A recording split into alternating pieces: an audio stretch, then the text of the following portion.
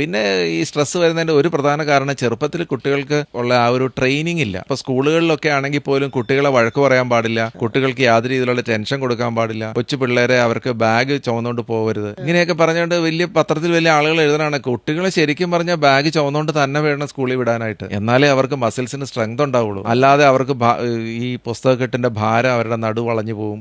ഇങ്ങനെയൊക്കെ പറയാൻ കുറെ ആൾക്കാരുണ്ട്. ആളുകളെ ശരിക്കും കുട്ടികളെ ശരിക്കും നല്ല ടഫായിട്ട് തന്നെ വളർത്തണം. അപ്പോഴാണ് ആ ടഫ്നെസ് വരുള്ളൂ. അല്ലാതെ ഈ ഒന്നിലും ചെയ്യിക്കാതെ സ്കൂളിൽ നിന്ന് വന്നു കഴിഞ്ഞാൽ അവൻ തളർന്നു വന്ന് കിടക്കുമല്ലേ, അവൻ ടെൻഷൻ അടിച്ച് കിടക്കില്ല, അവനെ കൊണ്ടൊന്നും ചെയ്യിക്കരുത്.